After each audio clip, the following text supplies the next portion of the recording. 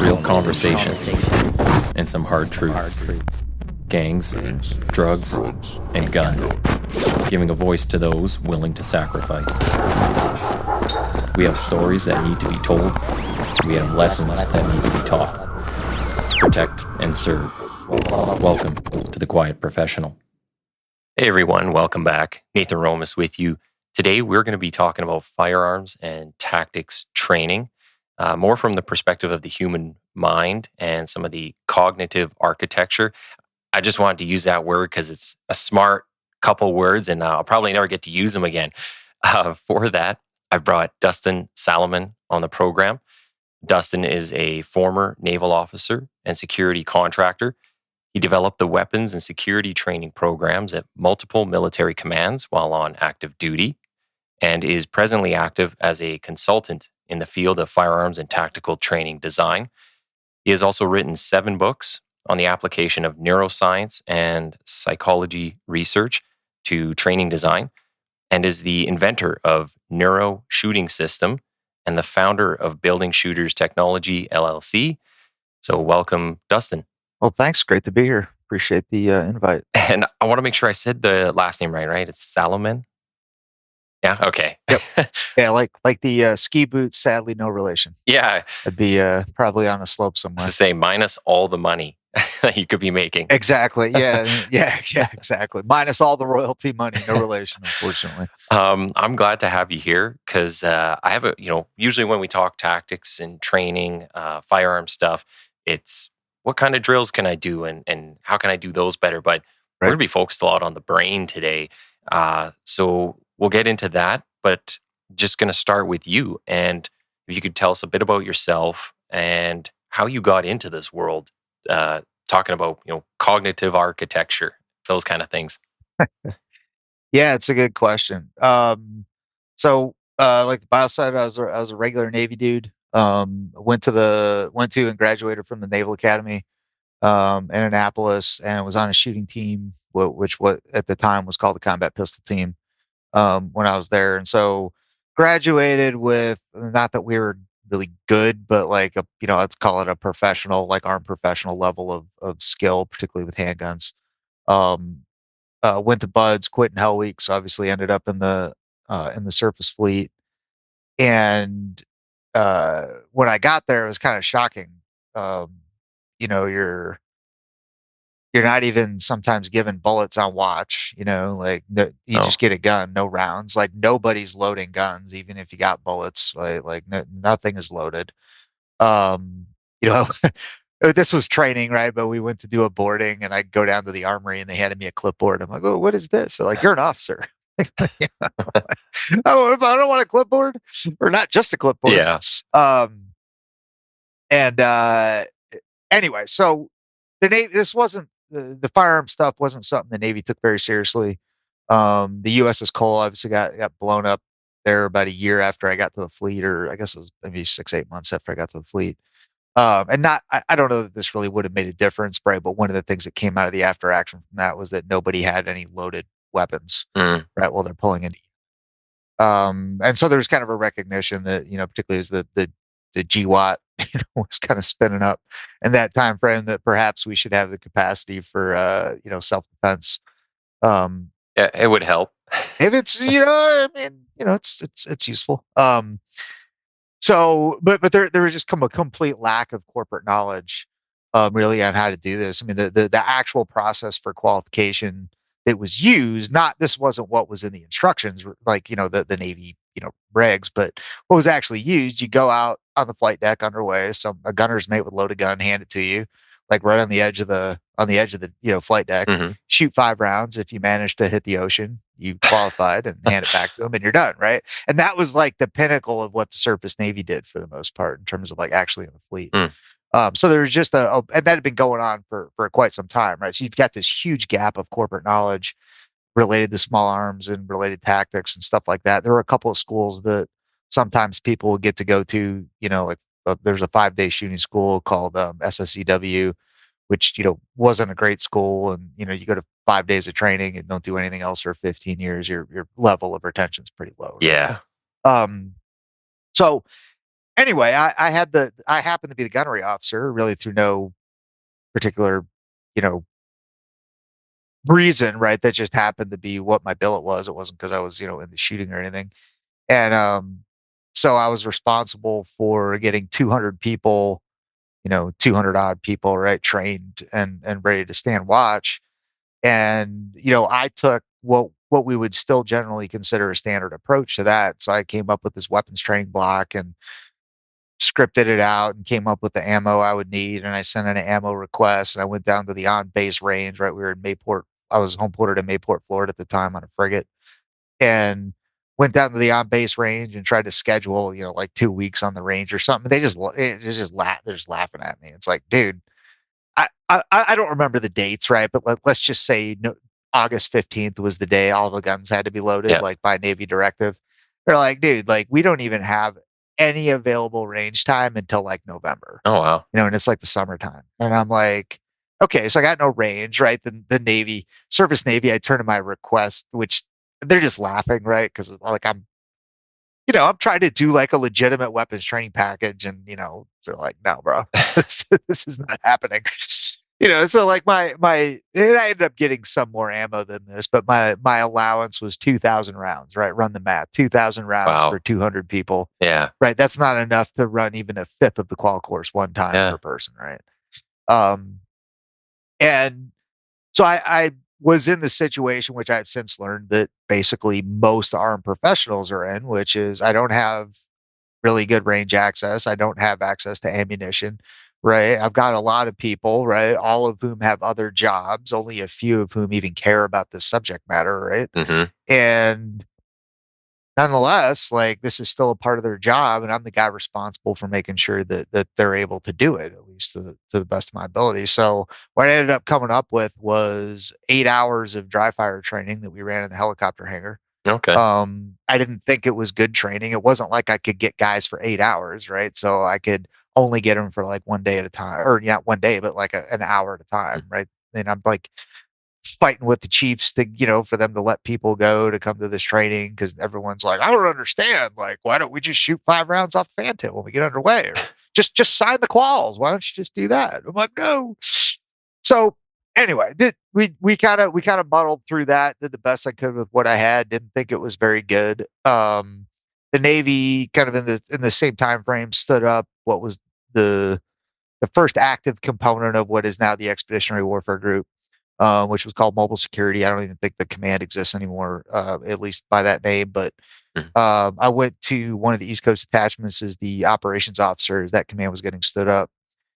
And we had a very force protections, like our whole mission was force protection, right? So there was a lot of battles to kind of justify resources, but it was because it was our full time job. I was able to do that, at least to some degree. And If I could jump in too, yeah, are people wondering as you're doing this, like, why is this guy so into the shooting or like getting us more shooting when we're in the Navy? Or can you explain for maybe even the audience who's wondering that too? Like, right. we're on boats. Like, why do we need to do a qual? Yeah, well, I mean, this is subject matter I've always been pretty passionate about, right? Like I had the underlying baseline of knowledge from when I was being on that shooting team at school. Yeah. My dad is now retired, right? He was a law enforcement guy, um, and had been in a shooting, right? So I had a lot of touch points to you know what is actually required in the event that you need to use these skills, Yeah. right? Like it wasn't like I was, some super skilled, experienced guy, but I had enough touch points to realize that shooting 5 rounds off the fantail where somebody else loads the gun for you, that's probably not getting us there, Yeah. right? Like, and you know, we we also legitimate, particularly leaving the ship and going to the security debt. Like our job is to go to dangerous places and protect stuff, Hmm. right? And we should probably know how to at least load and unload these things that we're carrying around, right? At the very least. Um, It's funny when you say that yeah, because like a lot of it 100% crosses over into the law enforcement. hundred We percent. have people to this day, you can see when they pull a gun out of their holster, it's like they've never seen it before. Yeah, And it could be, 15, 20 years in. yeah, and a lot of people don't realize that. I mean, there are, like some of the agencies I've been working with recently, working on the training design stuff, and you know, like for example, there is, one of them's issuing patrol rifles, and the instructors like, a significant amount of people, like when they come back to in service, right? They have to qualify in this every year. We have to re-show them how to load and unload it. Yeah. That's obviously not everybody. There are people that are very highly skilled, but people that are very highly skilled in these fields, for the most part, unless they're in some specialized unit that shoots all the time, like it's in spite of the training that they get, not because of the training that they get. Yeah.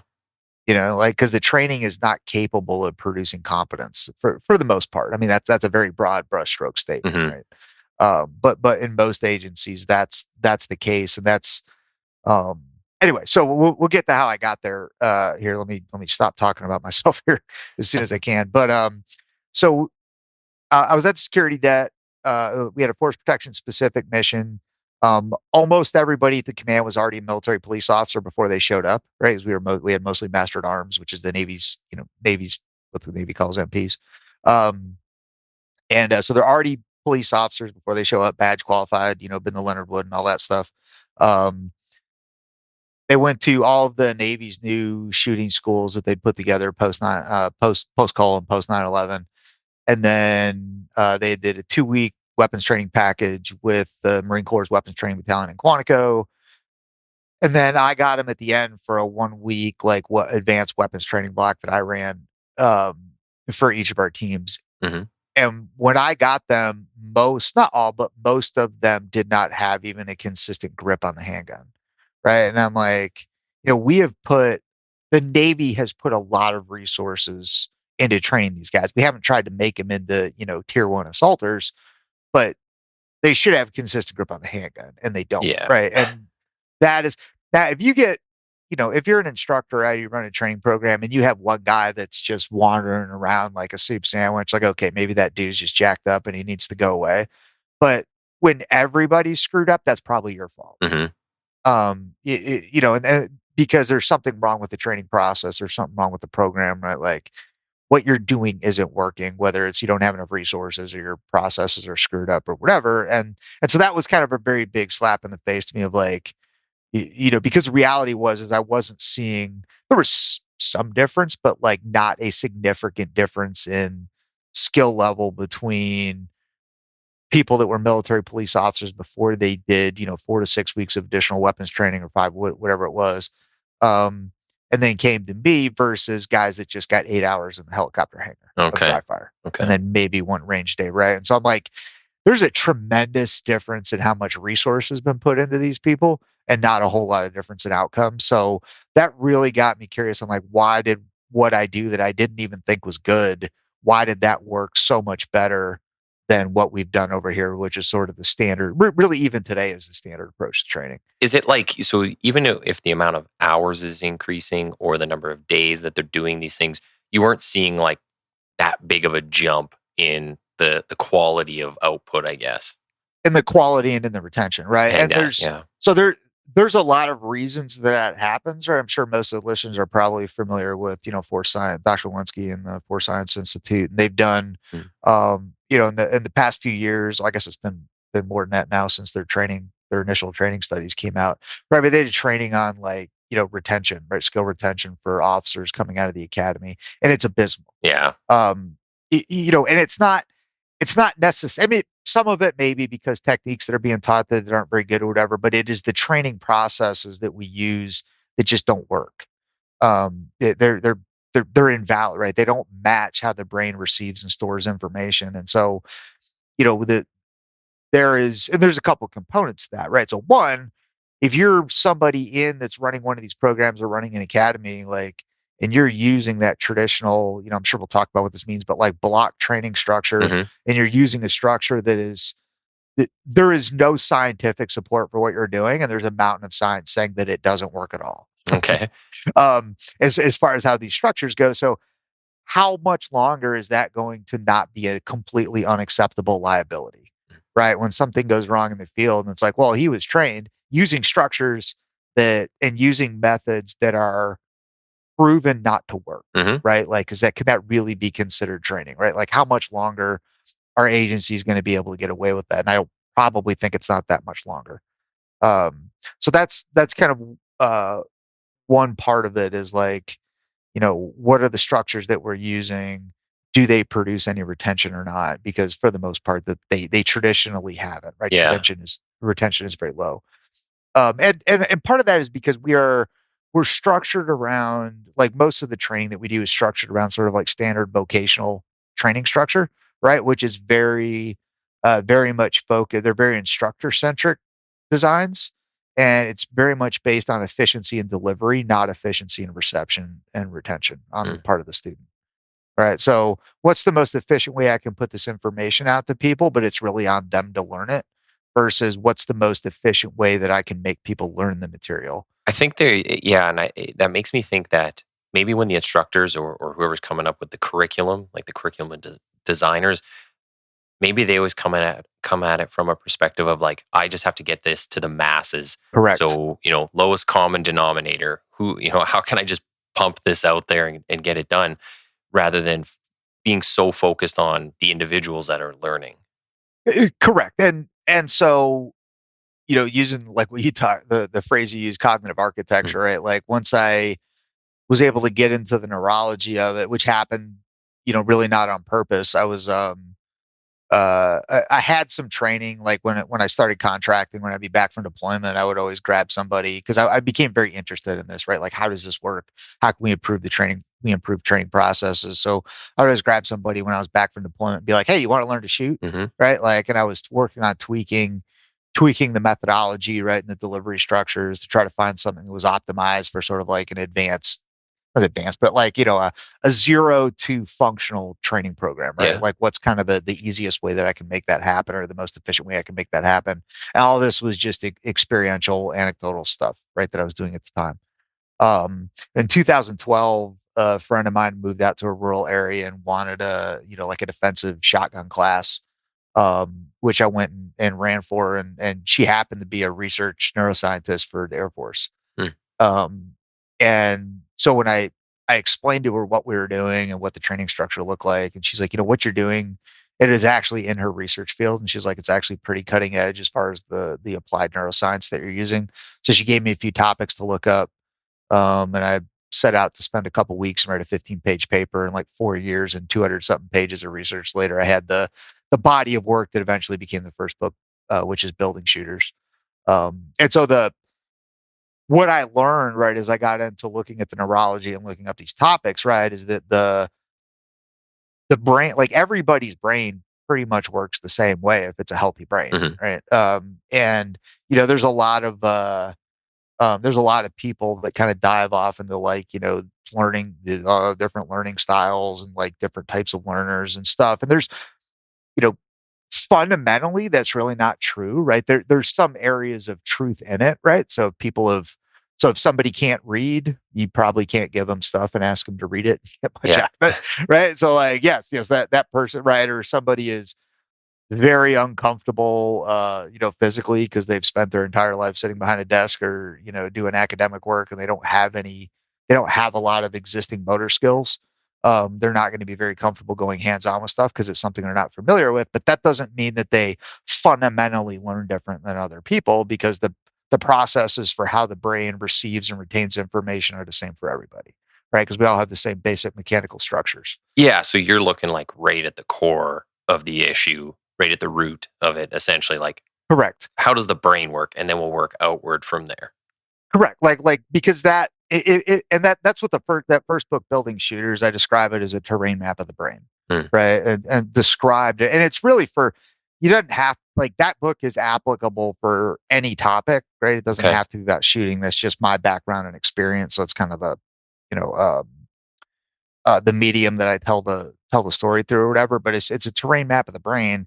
What does the structure of the brain look like? How does it receive information? How does it store information? And then how do we recall and be able to apply information? Because that's ultimately what we're trying to do, right? If we want things to happen in an operational environment, we need to create like, everything that we do comes from existing brain circuitry, Yeah. right? So if we want things to happen, and we pretty much know what we want to happen operationally, right, at this point, for most operating environments. So if we want those things to happen, we have to create the operational circuitry that will produce those outcomes and will produce those behaviors. This is one thing. So when I think of like defensive tactics, so like the hand to hand stuff, right? You're Right. talking about like joint locks, even striking. When they teach it in like police class, when you're going through recruit training, and which is the last place you ever get it. You never get it again unless you Yep. go outside and take jujitsu or Muay Thai or something. Right. But even in class, when they're showing us these things, I'm like, for one, it's like the most controlled environment, and your subject is not high on meth or whatever you're fighting somebody on. Right. But also, unless you practice it day in and day out constantly, it's like that's not going to be your go-to. You're literally going to go back to being dog brain and it just smash or grab. That's like your two Yeah. functions. And we see it all the time. And I just find it funny. Every time, and I've gone to two different police services, both recruit training, did the same thing. And I thought the same thing both times where I'm just like, this is literally like this whole component of training is a waste of time. Yes. So how do we make it so, either people can retain it better and recall it when they're in the middle of the shit, when you're in the middle of a giant brawl. Right. So yeah, some of the shooting stuff I was reading about, it's right along the same line. So, I mean, we could apply it even just the hand-to-hand stuff. Yeah, because it's just all we're talking about are motor skills that have to be applied tactically, and so there's part of I think the issue with the training structures is that what we do, and I've never been in law enforcement, obviously, but like what we do in any armed professional environment, for the most part, like the training is built around the same models, and I didn't realize this until I went and I got a job in another field, right? Like that, um, the training structures are the same that we use for pretty much any vocational thing. Yeah. Right? Like whether it be, medicine, or like I have a job that I do in the oil field, right? Oil field, like, any vocational thing, we have training structures. And those vocational training structures are based around the efficiency in making the information available. And then the assumption of that competence is going to be developed during on the job experience. Mm-hmm. Right. Like that's sort of that assumption of like, we're going to show this to you. This is like the baseline. And then you're going to get good at, if you're a nurse, you're going to get good at drawing blood because you're going to do it Yeah. 25 times a day, right? You're literally going to do this. You're going to get this experience on the job.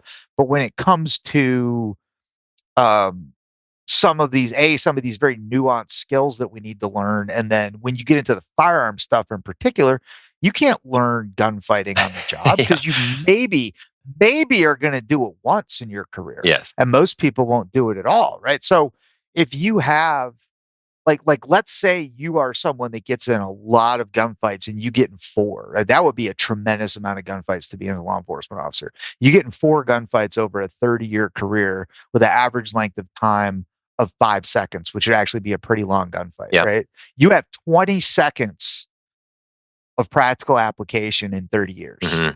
How much learning, how much motor skill development happens there? Zero, right? Absolutely zero in terms of like producing the skill. So we cannot use those training structures that are based on, I'm going to throw this information to you, go learn it go get good at it on the job, because these things don't happen on the job with the type of frequency that enables those training structures to work, right? It's not like, whatever, right? Like, okay, I'm going to show you how to make make a pump schedule for how to pump stuff, like an oil field, how to pump stuff out of the hole. So you're going to do this once in training, you kind of muddle your way through it, and then you go do it like every other day for the next 20 years. And then you can do it in your, right? Like that's not what we're talking about here. We're talking about skills that almost never get used on the job. And every time they get used, it's when you're, either sympathetic or on your way to being there, right? Depending. For the firearm stuff, you're almost always going to be sympathetic. And that changes the game as well, because most of the brain that are our common educational training models are designed to, like, I would actually argue they're kind of designed to just like put all the onus on the student to go figure it out on their own. But let's assume the student does that. it's still based on putting information into the conscious access memory system where you have time to stop and think about it and you go grab that information on purpose. But that's not possible as the stress levels go up. And so our training structures, or at least our traditional training structures, are just completely mismatched with both how people learn and what the operational need is, right? Hmm. And that's a large part of why. I mean, like you said, right? People show up to in service and they're looking at this thing that they carry on their belt every day like it's a foreign object. Yeah. You know, like what I'm a little unclear how to load it, unload it. Like they're trying to, Point it everywhere at everyone. what is it? Like, I don't know how to get the magazine out, swinging it. Yeah, like absolutely no clue. Like, sure, they get through we could do an entire 3-hour block on qualification, or 3-hour discussion on qualification, right? But they get through the minimum mandatory testing, because that's almost completely irrelevant to the job, Mm. right? And it's all can be done cognitively, right? If you understand how the sights are supposed to be aligned and you can manipulate the trigger with some, like, honestly, a lot of calls you don't even need to be able to barely do that, right? Like, it's Yeah. just, do you have the gross motor skills to pick up a coffee cup and do your eyes work? You can pass the qual if you understand that pressing the trigger makes the boomstick go, right? Well, and I think a lot of people don't realize how much the military actually develops things we use in civilian life, Right. whether it's in medicine, but also a lot of the law enforcement stuff. It's developed somewhere in the military, and things just kind of trickle down. It's like, well, who has the budget is number one. Who has the budget to develop half Right. this stuff? Generally, the military, and then it just gets kind of bastardized as it gets passed down, and they put in law enforcement applicable, uh, you know whatever you call it, process and procedures or policy, Right. kind of laid on top of that. So, but maybe let's get into talking a little bit about the brain and how that actually Yeah. works. So when we talk about I don't know, where would be the best place to start? Because I was thinking the cognitive architecture when I Yeah. was reading about this Yep. was pretty interesting. But just how does the brain Y- work?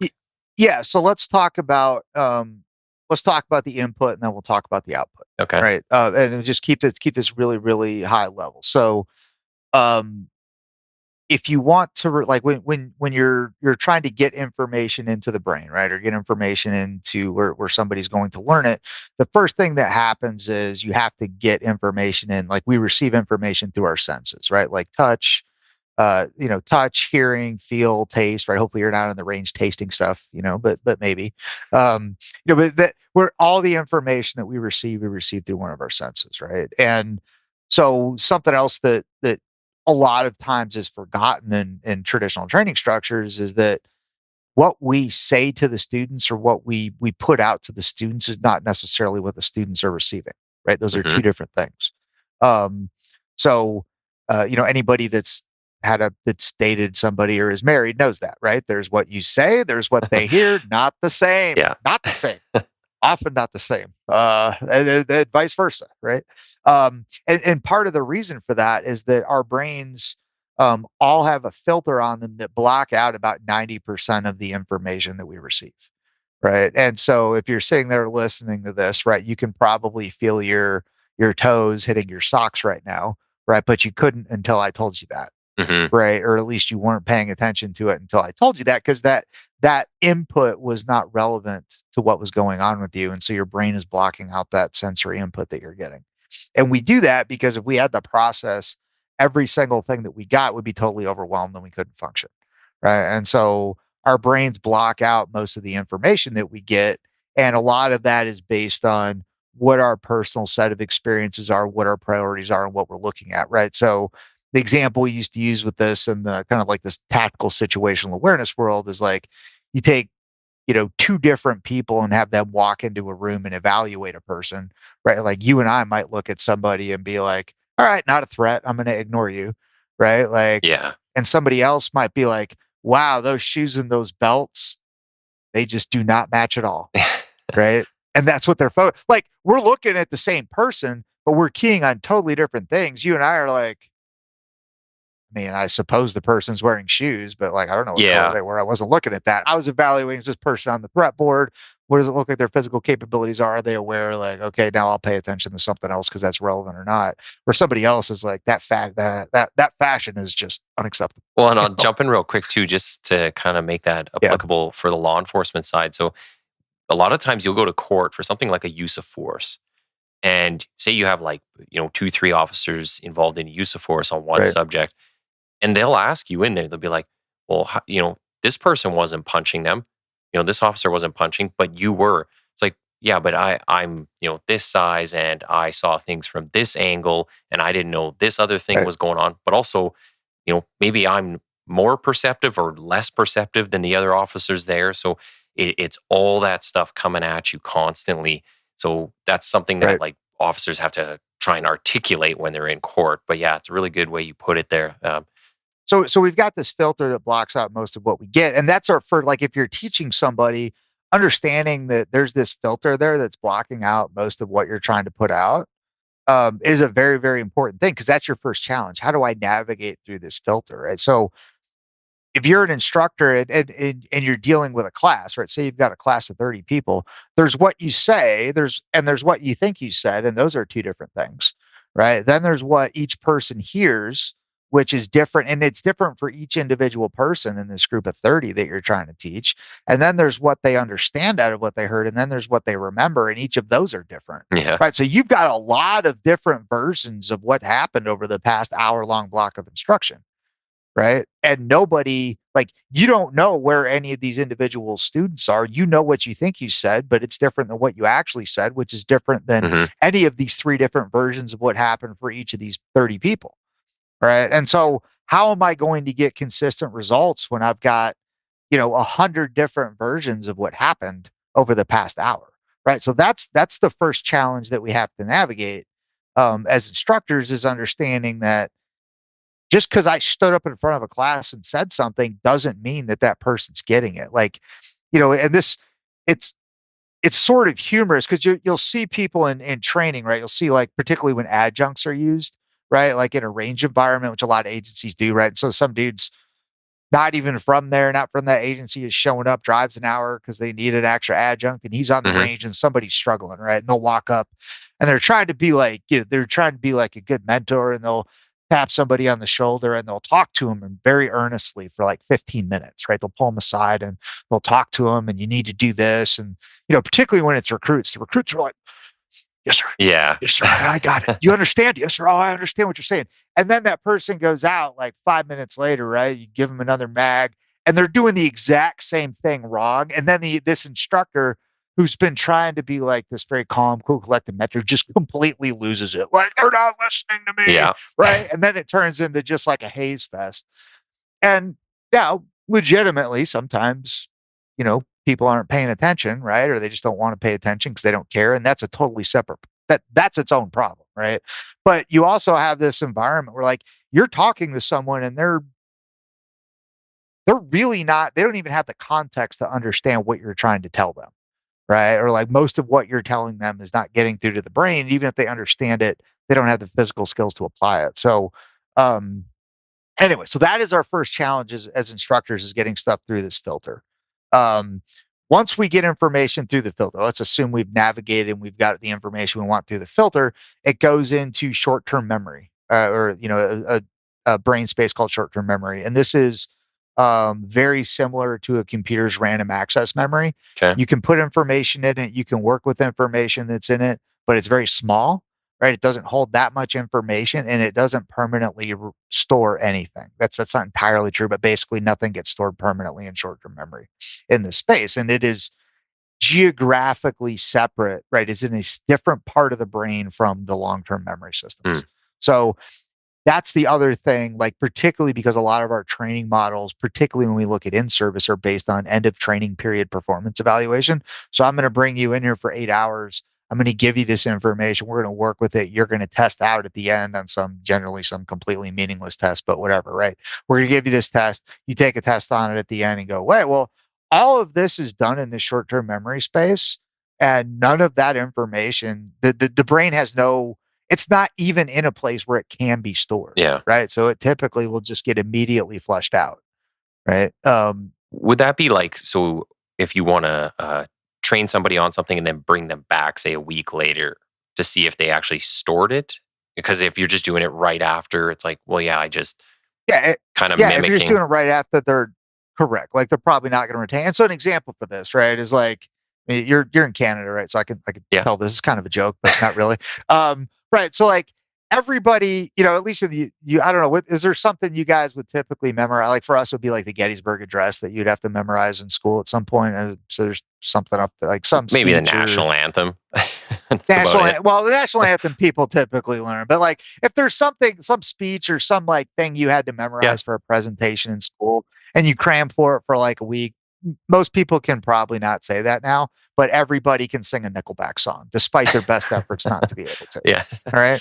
Or Taylor Swift, or pick your poison there, right? Because one thing, you sit down and you concentrate on it, right? And as you're working with it, you have the incentive training period performance, and then you go away from it and probably just cram for it for 24 to 48 hours and walked away, and then your brain doesn't retain it.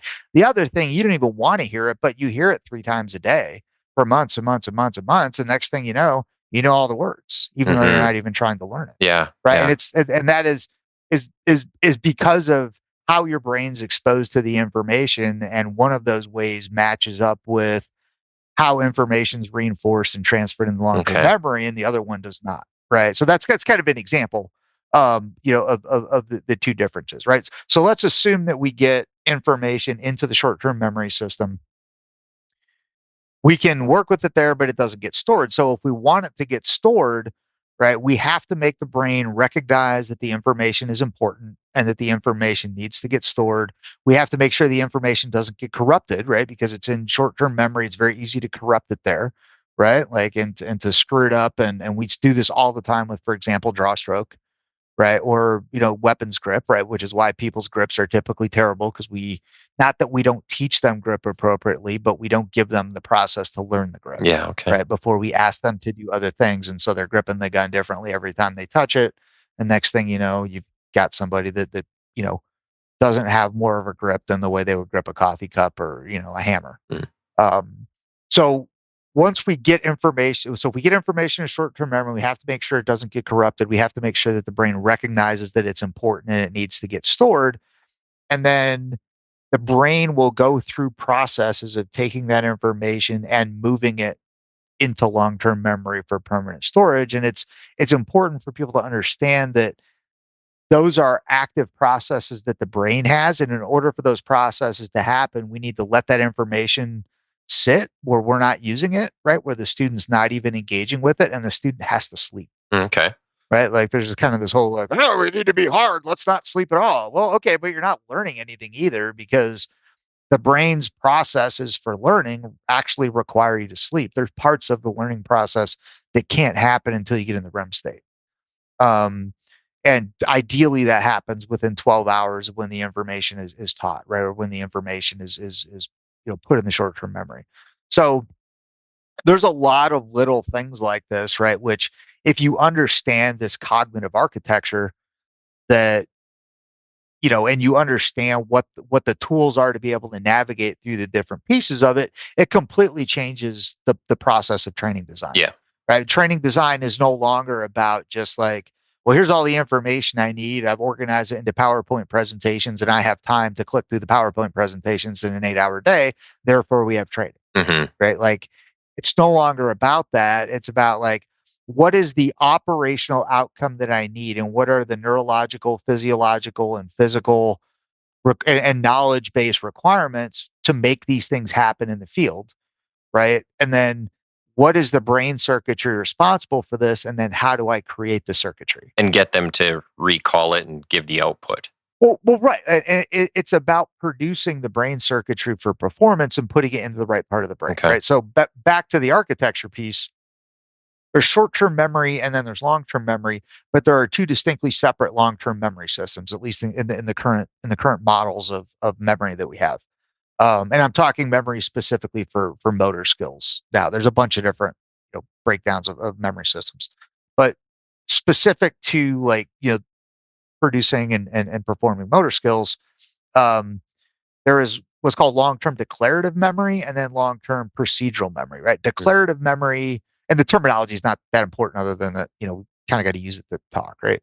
So the declarative memory is where we would go consciously access something. So say, for example, you're doing a qualification and I'm on the loudspeaker at the range and I'm like, on the command of draw, you will draw your weapon, you will fire 3 rounds, you will conduct a, reload from slide lock, fire 3 more rounds, conduct a scan and return to the holster or whatever. Mhm. Um, where are you probably performing those skills from since you know exactly what you're going to do? You're probably thinking about it, right? I need to draw the guns. Let me think about like where I start, where my hands move, how I disengage retention, right? And so all of that is getting performed, assuming that you even have those skills in a memory system that's long term. You're performing those from the declarative memory system, which is your conscious access. I know what I'm going to do and I'm going to go grab it system. There's another long-term memory system which is redundant and then it can store the same information, but it's completely different in terms of its use case for the brain, right? And it is yet again in a physically different part of the brain than a declarative memory, and that is the procedural memory system. So procedural memory is the stuff that we access unconsciously, right? So if you've ever driven by where you would normally go to work on a weekend, right? Because you're going somewhere else. And next thing you know, you're pulling into the driveway at work because you were on the phone or you're involved in a conversation. That's the procedural memory system at work, right? You didn't even know you were driving to work and you're all of a sudden you're in the work parking lot and you're like, Did I just blow all the red lights on my way this in? this is not the movie theater. I'm not at the movie theater that I'm supposed to be at, right? That's the procedural memory system at work because you're basically flying, like you're performing all of these skills unconsciously. You're not even paying attention to it. They're just happening. So It's kind of your cruise control. correct. And so as the stress levels go up, right? When we talk about stress, right? Stress is really, chemicals and hormones getting pumped into the brain tissue, right? Like Hmm. at a mechanical level, that's what stress is.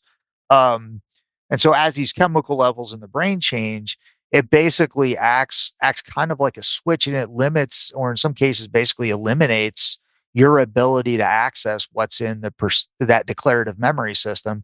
And so the only stuff you can get to is what's in procedural or that unconscious access system. Hmm. And so that's why we will see people do things sometimes in really high stress situations that make absolutely no sense, right? Like they're not things you would do if you were thinking about it, and a person may even be able to do the correct skill or the correct process in an environment where they aren't sympathetic, but when they go sympathetic they do something totally off the wall, and that's because their brain, or they do nothing, right? They freeze and Yeah. do nothing, and that's because their brain either has nothing that it associates as relevant to that problem, Yeah. right? Like, and again, this is not a cognitively reasoned thing because your access to the prefrontal cortex and your ability to think is basically eliminated at this point, right? Because of the levels of stress, you're just pulling from procedural memory. What does the brain find to be relevant to this event?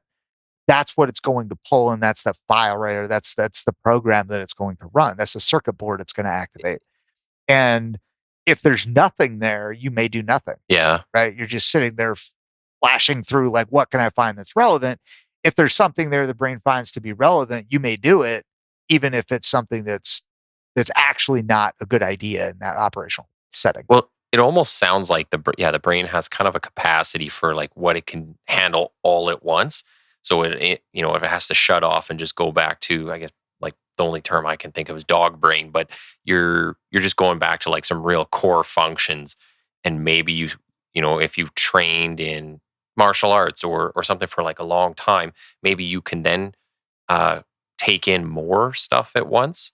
You're kind of getting bombarded with things, if it's punches or the situation or whatever it is, and you can process that. Yeah. So, with respect to the stress stuff. So, I mean, like I said, stress is at a mechanical level is basically what are the levels of the stress chemicals, right? I'm going to make this way overly simplified, and I'm not a neuroscientist, right? Like disclosure. Um, but so let's just say like cortisol and norepinephrine, right, are two chemicals that are dumped in the brain, in stressful settings. So, and there's obviously a lot more going on there, right? But as the as we pump these chemicals into the brain tissue, right, or the brain releases these chemicals into the tissue, everything that happens in the brain is a a chemical reaction, basically, right? Because you got all these complex chemical reactions happening in the brain that make up brain function. So as you change the levels of chemicals, right? Most of us took some level of chemistry at some point. As you change the levels of chemicals in the mixture, right? It changes how these things happen, Yeah. right? It changes how these things work. And so it's important to understand with respect to stress that it is not the stimulus that causes the stress, right? Or that causes the impacts of the stress. It is the levels of chemicals in the brain tissue that cause the stress impacts. Okay. Does that make Yep. sense? Right. So, is there an example of this? I always ask this in classes, right? I'm like, is anybody here deathly afraid of clowns? Right. And then I'm like, don't answer because somebody's already Googling, like, where do I hire, how can I hire some, some clowns to show up at training tomorrow? But there are people that have these, you call them irrational phobias, right? There's people that have a traumatic association with the stimulus, which is really what that is. Yeah. Right. And that stimulus creates the stress response for whatever reason, right? Because they have this traumatically formed connection with the stimulus. And, um, but so it is not the clown, right? Like you can sit in a room and a clown walks in, and most of us are not going to melt down, Yeah. right? But there are some people that will, right? And again, that's a simple example, but it's not the stimulus, and it doesn't matter what the stimulus is. It's not the stimulus that is causing the stress response. It's your reaction to the stimulus that is causing the stress response, Okay. right? So that's one part of that, right? And as we look at training people for stressful environments, right, there are things we can do in the training process that will change, or they change the reaction, but like, again, understanding that it's not the stimulus, right? If I Yeah. can have this stimulus not generate the same level of stress response for you that it may for an untrained person, your level of stress will be lower So it's essentially, than somebody else's. getting people to react more appropriately given the set of Well, circumstances. this is there's a whole bunch of interdisciplinary things that collide here, right? So that's one of them. The second one is that I'm sure you're familiar with Ken Murray, right? Training at Speed of Life, one of the co-founders of Semunition. Oh, okay. Okay. Yeah. So Ken is he's Canadian, actually. I'll have to look him up. Okay. Very interesting. Yeah, yeah. Ken Murray. He would be a good guy to have on your podcast if you haven't ever. Obviously, you haven't talked to him. So Ken is probably, because he was there kind of at the beginning of the reality-based force on force training stuff. So he's probably watched as much, if not more, force on force training and run as much, if not more of it than anybody else, right? And his observation is that people have one of two responses to being presented with a problem. It's either anxiety or exhilaration, right? One of two fundamental responses. And it's either I can solve this problem and I have the opportunity to go crush it, right? Or I don't know how to solve this problem and the stress levels start going up. Right. So this is again oversimplified. Like I said, there is stress chemicals that get dumped in the brain, and then there's also I have the opportunity to crush this. There's exhilaration, and we're just going to oversimplify this as stress chemicals being cortisol, and I have the opportunity to crush it. Exhilaration being dopamine. Okay. Right. Way oversimplified. This is not scientifically accurate, but it's a model we can use to try to understand it. Right. So I walk into an environment that could be stressful, right? There are stimuli in there that would generate stress in most people, right? So I see that there's a problem, right? Like there is a traffic accident or there's something going on and somebody there has a firearm that could be stressful. So that's going to start raising the cortisol levels, right? My brain is looking for the solution to that, right? I see like, hey, there's a dude here that looks like he's going to shoot these other dudes, right? It's no question it's a good shoot. This is a really bad guy who's going to do really bad things. And then I can stop this because I have a weapon and I'm really good with the weapon. And I know I'm going to absolutely crush this problem set. Dopamine, dopamine, dopamine, Mm-hmm. right? And so you can think of this as sort of a titration between dopamine and cortisol. Well, let's look at the other possibility there, which is, oh, it looks like this person's going to kill people. I have to use my gun. I hate guns. Guns are terrible. I'm not good with guns. I can barely qualify. My hand hits the gun. My stress level continues to go up. And so in those two settings, right, one person has the solution, their stress level is going down and they're exhilarated because they have the opportunity to solve this tactical problem. and they're very highly skilled and they get to use these skills to solve this problem. The other person's like, I suck at guns, Yeah. right? I hate the gun. I only touch it in service and I always get yelled at because I'm terrible, right? And their stress levels going up. And so you're looking at two totally different experiences that people are having with the same stimulus and the same problem based on their confidence and their capability to solve that problem, right? Yep. And that's confidence comes from real skills and real knowledge that you can apply those skills to solve that problem. Okay. Right. There's a hilarious, I don't know if you're familiar with like Black Rifle Coffee Yep. and Matt Best, like before they all, yeah. So there's a hilarious video. You can, I don't know how much of their stuff to take it off YouTube at this point, but it's the A Moment Like This, which is a home invasion like video. I mean, it's I'll look it up if I can those guys find it. are hilarious, right? Yeah, yeah. It's hilarious, and it's a very good foul mouth, but hilarious, right? Everything those guys did was foul mouth. So it's a very good like hyperbolistic example of this. So there's a home invasion going on, right? You got their crew of guys sitting around doing something ridiculous, right? And somebody's girlfriend or wife or something runs in there and it's like, "Are you guys Steph? Somebody's breaking into the house," right? And she's freaking out, right? And it's this group of pipe hitters and like they're all like jumping up and down, super excited, like a home invasion. Yeah. And they're just like amazingly excited that they're going to get the guns out and they're like pulling stuff out of the safe. And it's very, I mean, it's those guys, so it's hilarious. But that's a very good kind of like hyperbolistic example of we've got this stimulus of somebody breaking into this house. One person's freaking out, and these other people are like, my prayers are answered, right? I have the opportunity to go, use all this stuff that I've stocked up or whatever. And so that is another part of that operational stress component of like, are you actually prepared to solve the problem, right? Do you have the neural circuitry in place that allows you to solve this problem? If you do, right, the brain, right, kind of as those stress levels are moderating around, will go, hey, I've got the circuit board to perform this, right? Yeah.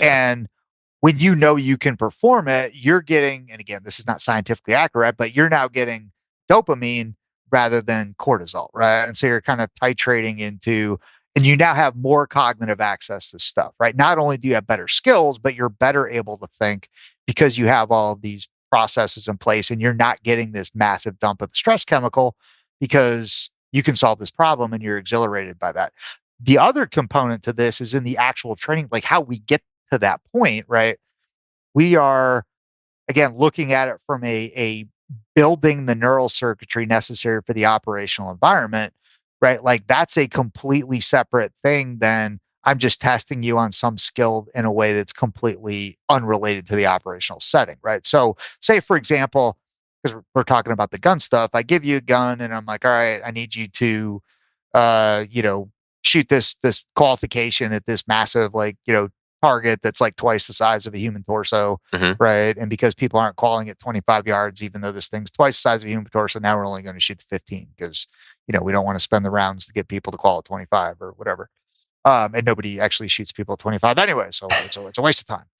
So now you take this test, right? Which, as long as there's not something physiologically wrong with you, you can't really fail the test, right? And the instructor's like, all right, I want you to relax. You just like ignore everything. Just calm down, like align the front sight with the rear sight. Look at the front sight. Everything else should be blurry. Ignore your environment and just press the trigger. We have super long time frames because we can't put enough people on the street if we had compressed time frames. So super long time frames, you pass the test, right? Like, congratulations, you're qualified.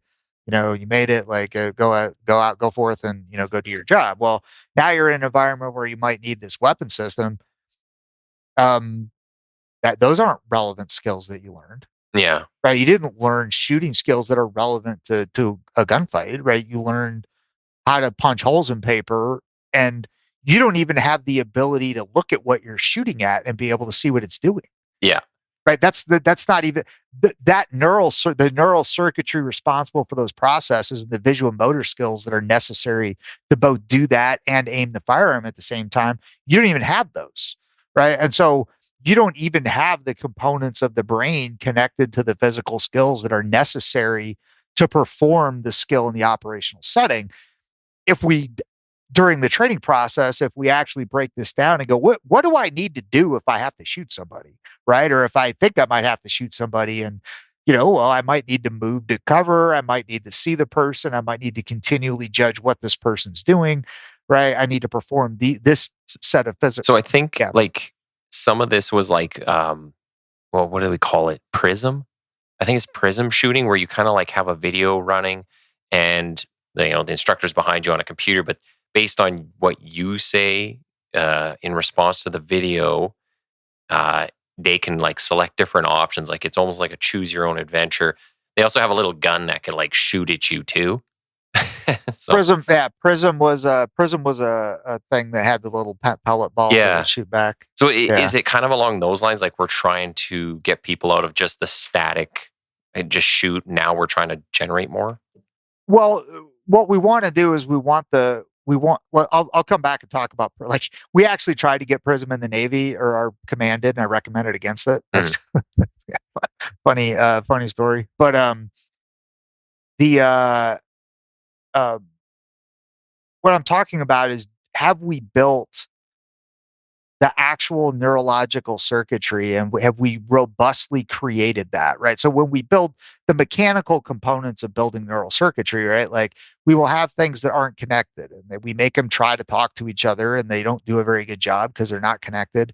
And then as we use these skills over time, right, which is not typically going to happen in most again, like most training programs, but as you use these skills with repetition over time, the brain's like, hey, I need to do this, right? And so it'll reach out, and then you're actually physically growing structures, right? Dendrites and axons, you create synaptic connections, and then all that stuff gets insulated. Then the synapses, their communication gets specialized, right? Where you basically tune the radio there to only allow the signals that are relevant, Yeah. right? Which reduces the noise.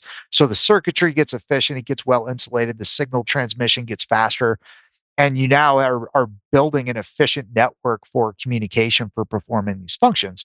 If you do things a lot, like, when I have a gun, I always need to think a lot and process and see more, right? Like, your gun skills will start to incorporate more of the brain, right? There's uh, we're kind of getting down in the weeds now in some of the neurology, right? But there's a process called use-dependent cortical reorganization, which is a whole bunch of big words to say, like, as when we do things a lot, right, or we put a lot of demands on ourselves, our brain will go, hey, this is really important. I need more resources for this. And it will rededicate parts of the brain that aren't maybe being used as much to perform that task, right? So, for example, there was a seminal study done on cab drivers, I think in London, right, where they said, like, more of the brain in these people is dedicated to geographical processing and memory than in most people's brains. Why? Because they have to learn all the streets in London, Yeah.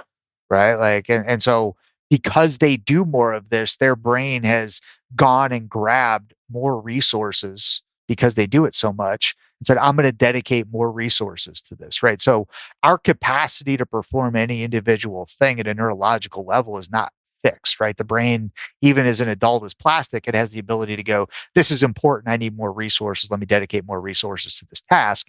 But that's not something that happens overnight, right? And so if the training process has built a robust circuit, I call it a circuit board, right? Mhm. Because it's kind of easy for people to understand. If we built a robust circuit board for performing this task that has all of the components on it, right? Like, it's not like we built the circuit board with no camera, right? Or we built a car and we didn't put a brake pedal on it, Yeah. so I can't stop, right? All I have is an accelerator. No, like, we have built a robust functional circuit board that is optimized for this set of tasks, right? Like, that circuit board is much more able to take a lot of, stressful events, because it's a robustly formed set of circuitry, Yeah. right?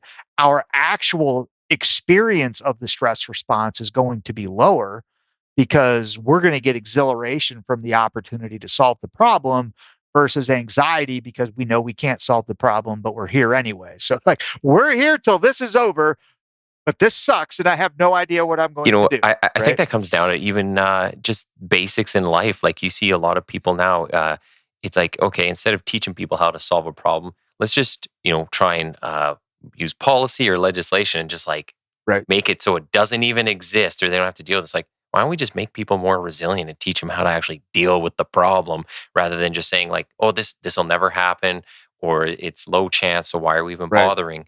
I've got you for about another 10 minutes, so I want to make sure we talk about NURO. Okay.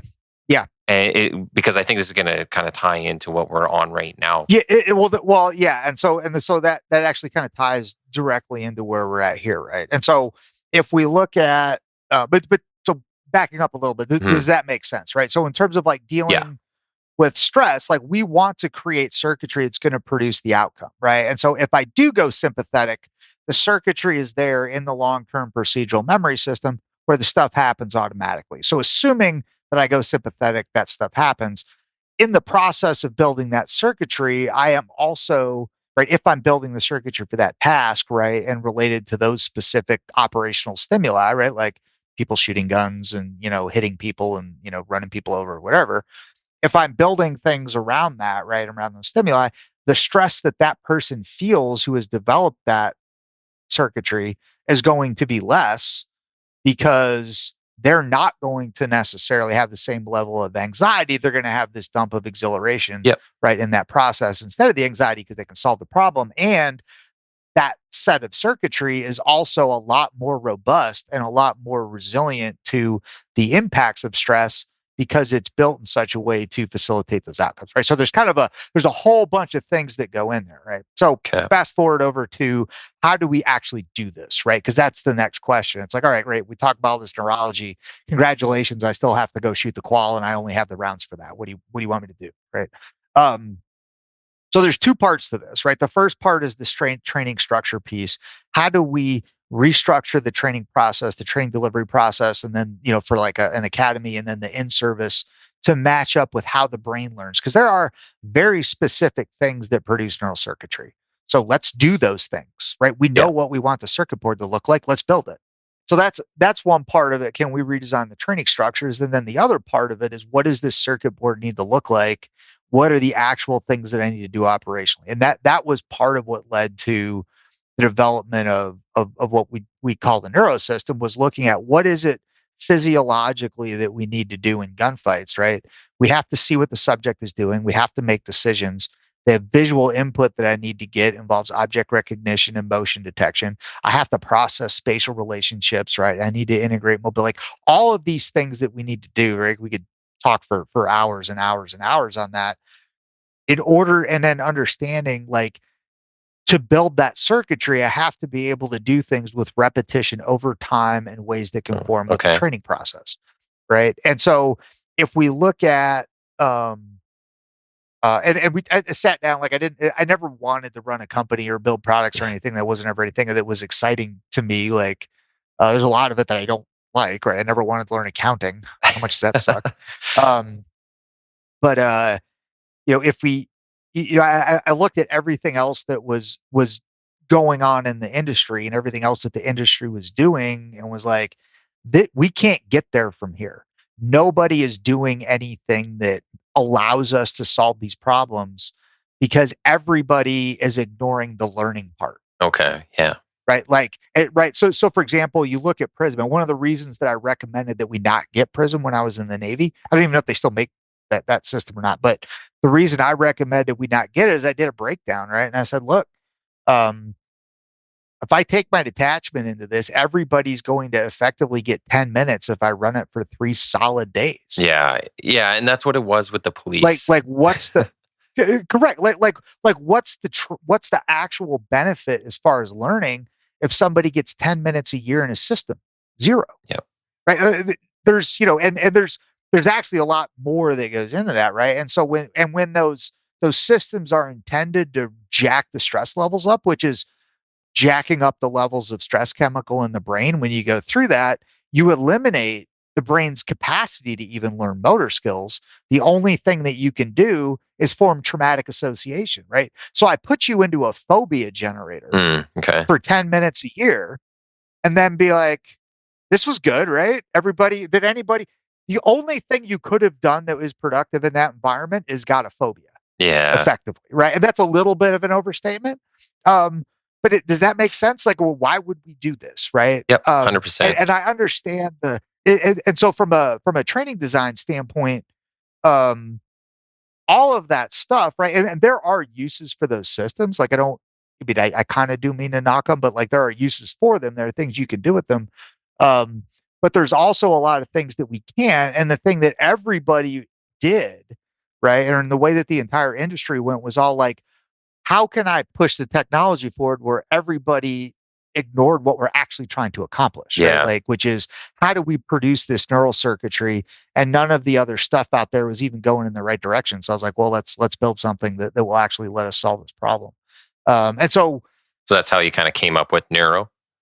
that's how we came up with NURO, right? And so the objective was, how do I, in the minimal, like least expensive, most scalable way possible, how do I solve all of the training problems that we have, right? Like, I'm not trying to create something that's super fancy, right? I'm not trying to do something that's technologically awe-inspiring. I'm trying to do something that enables us to solve this whole big bag of training issues that none of the other systems are even looking at, right? Like we can't get there from here with basically anything else, right? And so I've really been going down the rabbit hole on some of that stuff recently, right? So like augmented and virtual reality are kind of like the new hotness, right? Like everybody's super excited about that, and the vendors pushing out like, oh well, you don't need to even shoot, just like come into this augmented virtual reality. And it's like, so if you get in and you it's like, time out, guys.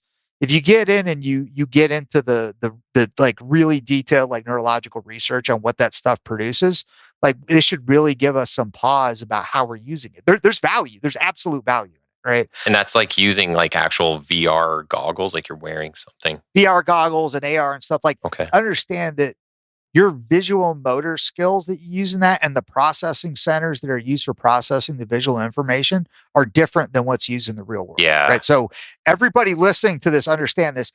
You cannot learn shooting in AR and VR.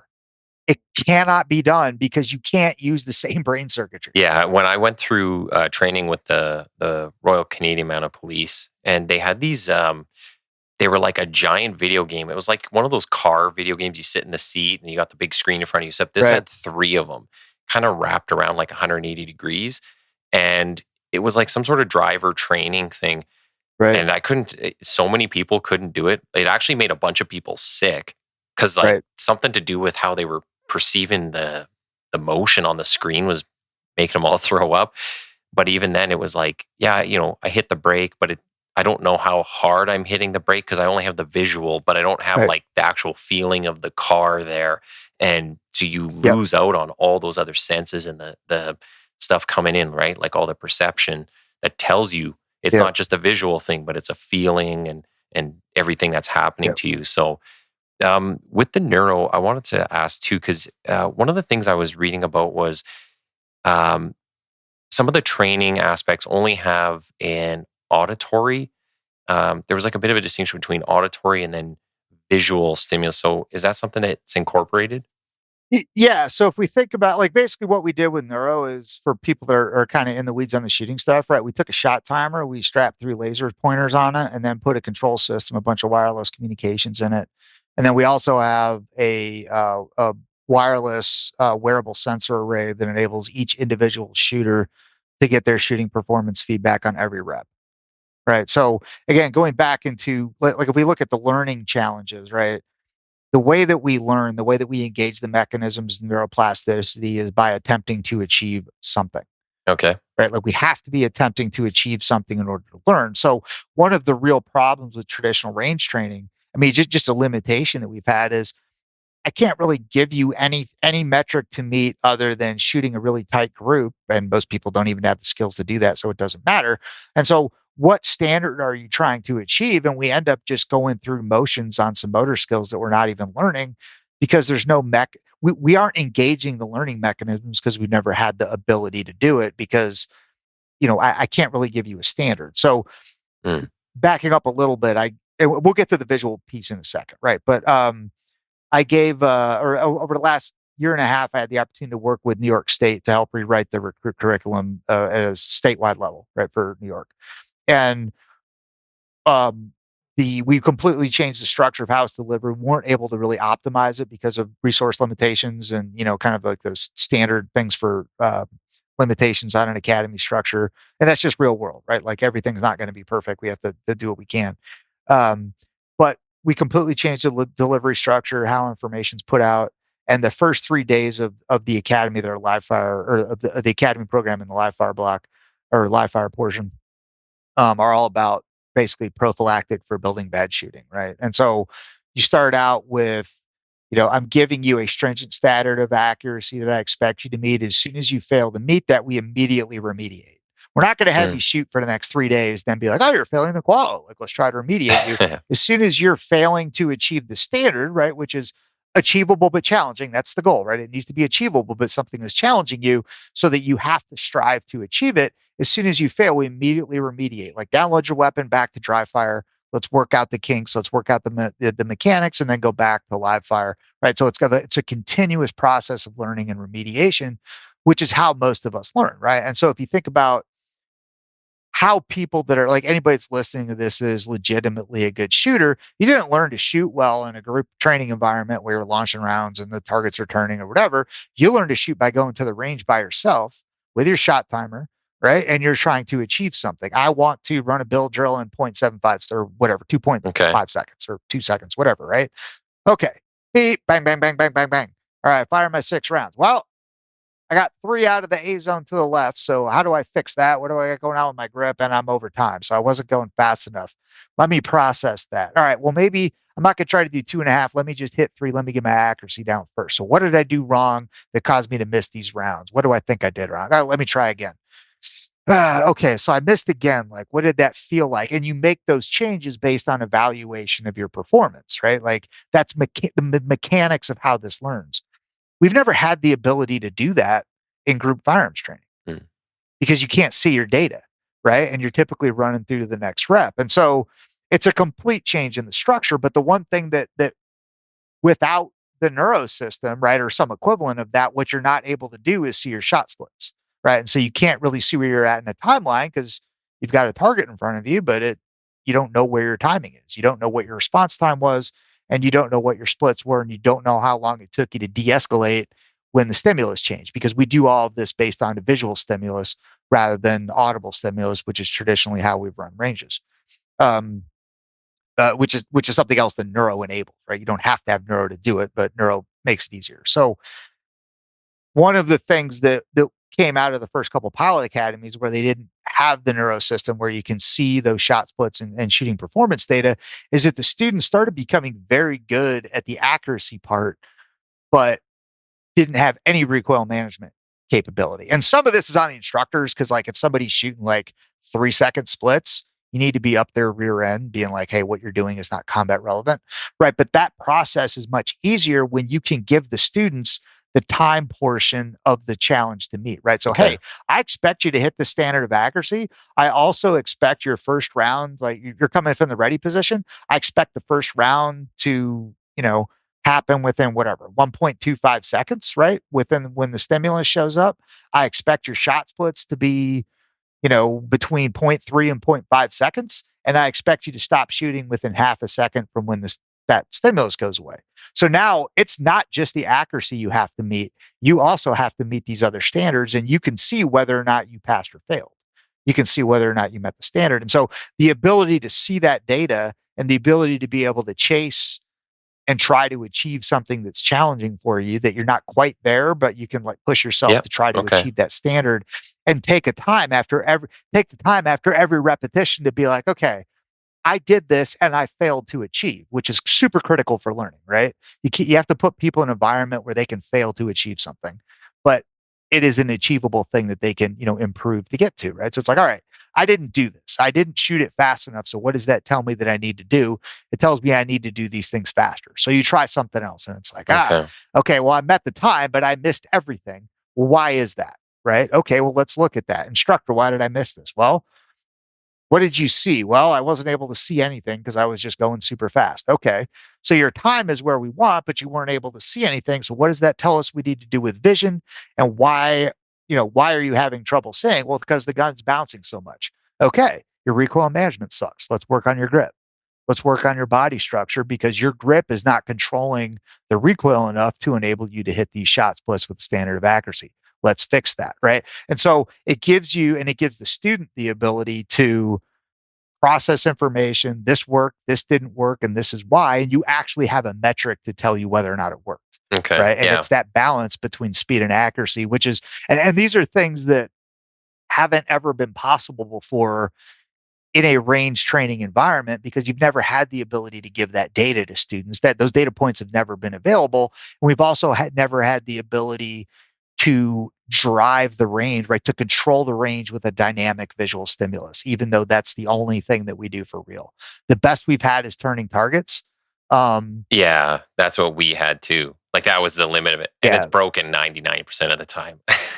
It's broken 99% of the time. And frankly, frankly, it's kind of a fundamentally flawed model, right? Like you may be going off of visual stimulus, but reality is you usually hear it before it Yeah. comes, right? So you're typically going off the audio You anyway. hear the air And then compressor kind of going in the back. Yeah. yeah, exactly. And it's also, if you think about turning targets, right? It's a very binary shoot or don't shoot. And even that phrase, right, which we've been using for, the last 50 years, shoot, don't shoot training, that's fundamentally flawed because that's not what we deal with in the real world. It's not, you're either a don't shoot or I burn you down and I just keep shooting you until you disappear. Mm. Right. That's not the real world, right? Like we may make a decision to shoot, go get the gun out, right? Which may take a little bit of time. And it's not a shoot anymore by the time the gun comes out. Yeah. Right. And if we don't have those, again, going to the circuit board, if the circuit board doesn't have a camera on it that continues to process information, you're not going to see that. The gun's just coming out and you're going to burn this guy down while he's standing there being like, oh, I just put the gun on the ground. And in the era of body cameras, that doesn't work real well. Yeah. Well, Right. yeah, and lots of stuff's changing. We're just kind of at the end of the time here. I definitely am gonna have to get you Yeah. back on because you brought up one of the points there about de-escalation. I was reading an article on your website about firearm training preventing de-escalation. So Yep. I'd like to get more into that. But I do just at the end here want to give you a chance to say how people can follow you and find your work. And I'll post links in the episode description Okay. after as well. Yep. So the best way to get in touch with me or to kind of look at what we're doing is buildingshooters.com. I think we're on Instagram and Facebook and Twitter, and you can find all those links on the buildingshooters.com page. But that's really the best way to get in touch with Okay. us and to kind of see what we're doing and learn about NURO. We also have, I'd be remiss if I didn't mention this. If for people listening to this in the US, we do also have a affiliated nonprofit called the Saving Lives USA Foundation. That's savinglivesusa.org is the website. And so the purpose of that is the charter is a reduction in the social harm resulting from police and security service use of force. And it's kind of based on a fundamental recognition that the training processes that we have for armed professionals are not capable of producing competence, right? That's not to say that all police officers are incompetent, but the ones that are competent at that stuff did it on their own. Yeah. Outside of for the most part, right? That's a very broad brushstroke. For the most part, they did it on their own outside of the agency provided training. And that should not be, that's not how this should work. Law enforcement is part of their job is killing civilians on purpose. We don't want to do that a lot, right? But that's part of the job description. And there's a reasonable expectation, I think, that police officers should have that their agency is going to prepare them for that part of the job. Yeah. And the public certainly has what is a reasonable expectation that people are good at that. And neither one of those things is true. And so that's really what that organization is founded to fix. And I think there's also there's a lot of positive narratives that can be made, right? Like you've got this discussion between cops and civilians that has come really, really toxic in the last, 5-6 years or so. And a lot of it is because people will jump to their respective corners and be like, oh, Yeah. blue this or, and it's like, dude, let's look at the reality, which is that we're not very good at this stuff in the aggregate. And a lot of that is because we don't do a good job preparing people for it. So let's acknowledge that we have some real deficiencies and let's go fix them.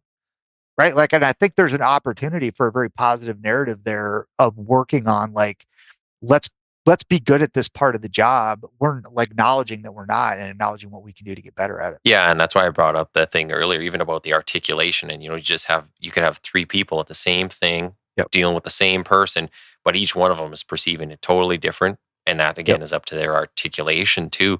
You're doing some awesome stuff. I'll put those links up. I'm just going to remind people if they can follow the Quiet Professional as well. give us a like, a rating, comment, whatever platform you follow us on. Check us out, and I'm always happy to see the reviews. So we'll end it there. I want to say thanks, Dustin, for coming on the show, and just hang on for 2 seconds. I'll chat with you offline. Sounds good. Appreciate it.